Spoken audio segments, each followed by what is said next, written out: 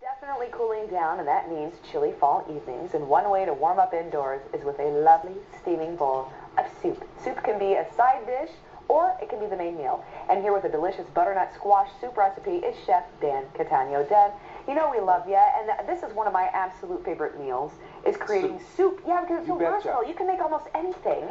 You can. Yeah, and what are you making today? Well, we're going to do here's what I did. I just peeled this butternut squash soup, take all the seeds out of it, and you just peel it up, and then dice it. Though, how do you peel this? Because this can be a little intimidating for somebody. Well, you could cut it in half, and then just take your knife, and just lay it down, and then take your knife, and then just kind of peel down on it in that way.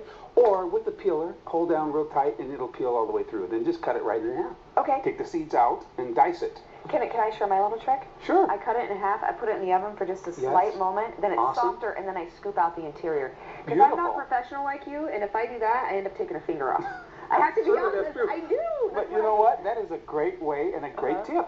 Great culinary tip. Oh, so, you know, and then I put them in this glass Pyrex baking dish after I diced them, a little bit of olive oil, and whole shallots. And I just roasted it in the oven at like 350. You know, for like it's so just the aromatics in the house when it starts to roast, it's like, oh my goodness, this smells so good. You want to eat it now. You do. So then what I'm going to do is we're going to put this inside, because it's cooked all the way through now as far as our squash is concerned. Okay. So I'm just going to add the squash along with the my shallots right inside of our blender.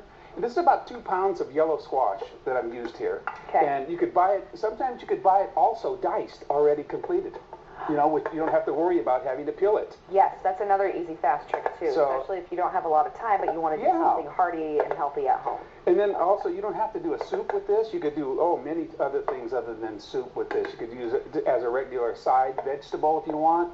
Put it in just a regular standard vegetable mix with other rooted vegetables like carrots and parsnips. And what about taking this and maybe sprinkling a couple of cranberries and some nuts? Would you do that? And a little brown sugar. Yeah, ooh, I like that. Oh, this is so great, Thanksgiving's coming up. Yes.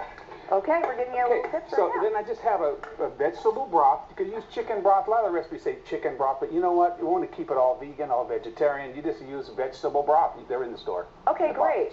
So that's a nice alternative. So even if you do have like maybe a family recipe that does call for the chicken stock, you said simply just use the vegetable stock. Exactly. So I'm going to pour that in there like that. Okay. So simple. And we're going to put this back on the stove because we're going to put that right back on the stove, and then we're going to finish it with either some cream.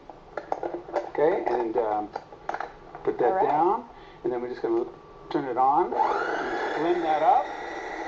It's real nice and smooth. Takes 2-3 seconds or so just to make it nice and smooth. Okay. Voila. Voila. And then just push this down. If you don't have a blender at home, you can use one of those mashed potato mashers. You know. Okay, so you can actually put a little because some people elbow grease into this. You can, because people just may not have the blenders, you know. Well, you have a really nice blender too. Thank you. So I'm going to pour that right into the soup pot.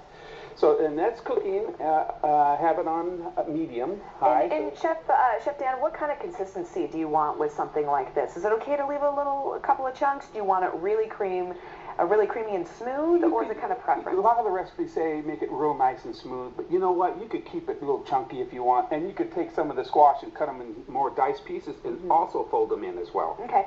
And then at what point did you use the extra virgin olive oil was tossed real lightly before you baked it into the oven. Okay, got it. With salt, and a little bit of salt and pepper.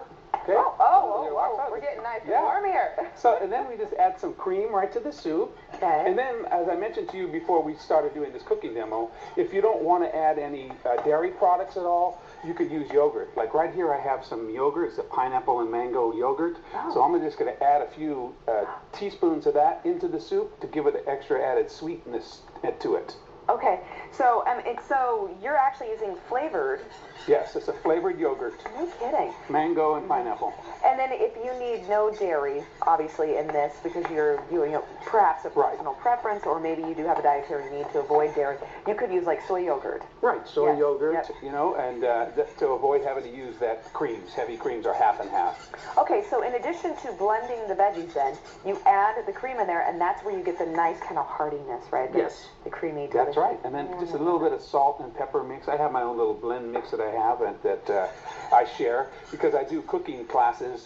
I call them cooking class parties. I I love it. Yeah, and people call me up and say, I want to do a cooking class party in my home, and then I give them the shopping list, they go shop it, I show up, cook for 8 to 10 people, we all cook together, and they either have a lunch or a dinner. And that's a fantastic idea, especially as you approach towards the holidays, you want to have all those friends and family over for the gathering.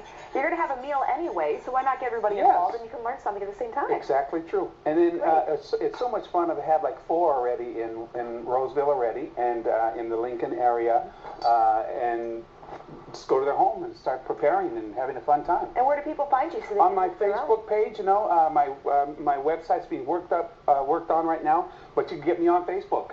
And I always announce when the next classes are coming, or I always ask somebody if they want to do a party. You know, you'll see that information on my Facebook page. Can I sample your nummies? Yes, let's go. And you and I were talking, too, that you can possibly put this into a crock pot while you're working, moms and dads. Yes. And when you get home, then toss it in the blender and just do the last couple of steps with this. And voila, you have a beautiful, hearty, healthy meal for your family that you know what's in it as you head into the holidays. Exactly. Okay, I'm going to try this. Oh, that's fantastic. It's a good soup, very nice and hearty. So I'm going to just add a little soup there, so just be careful that I don't get your beautiful dress spattered with any of this. This is fall in a bowl, my friend. Oh, my goodness. It's just so delicious looking. Okay, I'm going to dive into this. I'm sorry. This is all mine. I'm claiming it. Everybody have a fantastic day. We'll see you back tomorrow at 11:30 right here on Sac&Co. Are you going to make it pretty for me, too? I'm going to make it pretty for you. Thank you. Yes.